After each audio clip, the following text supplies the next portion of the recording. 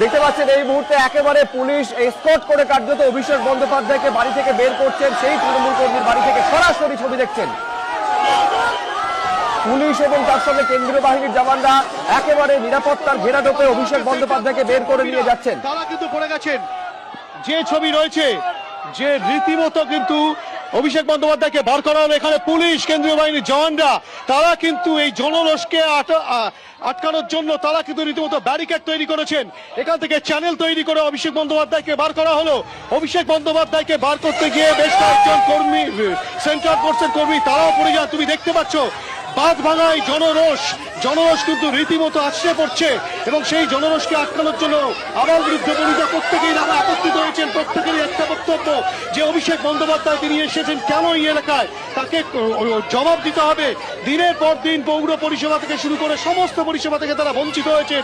রাস্তাঘাট নেই, পানীয় জল নেই, সেইগুলো তার পাশাপাশি তোলাবাজি, সিন্ডিকেট, সেই সব বিষয় নিয়েও তারা বলছেন। দেখাচ্ছি যে ছবি, কেন্দ্রীয় বাহিনীর জওয়ানরা প্রত্যেকে কিন্তু ঘরে ঢুকিয়ে দিচ্ছেন যাতে বাইরে কেউ না বেরোয়। দেখাবো, তুমি দেখতেই পাচ্ছ কেন্দ্রীয় বাহিনীর জওয়ানরা, এই পুলিশ খানিকটা সরে যাওয়ার সাথে সাথে কিন্তু মানুষজন পিছু ধাওয়া করছে অভিষেক বন্দ্যোপাধ্যায়। এবং এই যে গোটা পরিস্থিতি, যে ছবি দেখাচ্ছে সন্দীপ পাল সরাসরি, সেখানে কিন্তু দেখা যাচ্ছে জনরোষ এবং জনরোষের থেকে একটাই বিষয় উঠে আসছে যে এই ঘটনা কেন ঘটলো। দিনের পর দিন যে নারী নির্যাতনের ঘটনা ঘটলো, সেই নারী নির্যাতনের সময়, সেই ঘটনা ঘটার পর গত সরকার অর্থাৎ তৃণমূল কংগ্রেস যখন সরকারে ছিল কেন কোনো পদক্ষেপ নেয়নি, কেন এখানে কোনো পুরো পরিষেবা দেওয়া হয়নি, কেন রাস্তাঘাট হয়নি। শুধুমাত্র তৃণমূল কংগ্রেস যারা করবে তারাই সেই পরিষেবা পাবে। এই যে ক্ষোভ, সেই দীর্ঘদিনের ক্ষোভ কিন্তু আজ আছড়ে পড়েছে রাজপুর সোনারপুর পুরসভার 9 নম্বর ওয়ার্ডে।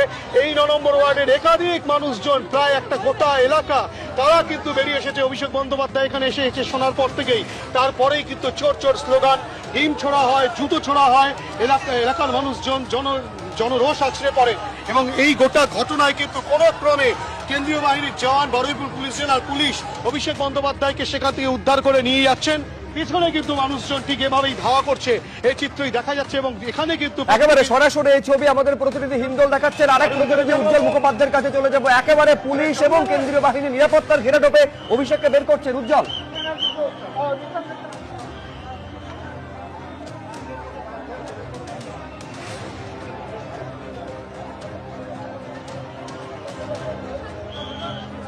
সরাসরি এই ছবি দেখছেন যে একেবারে জনরোষ কিভাবে আছড়ে পড়েছিল। দীর্ঘদিনের যন্ত্রণা এবং বঞ্চনার বিরুদ্ধে একেবারে অভিষেক বন্দ্যোপাধ্যায়কে হাতের কাছে পেয়ে ক্ষুব্ধ জনগণ, সাধারণ মানুষ, স্থানীয় বাসিন্দা তাদের ক্ষোভ উগরে দিয়েছেন। এবং তারপর পুলিশ এবং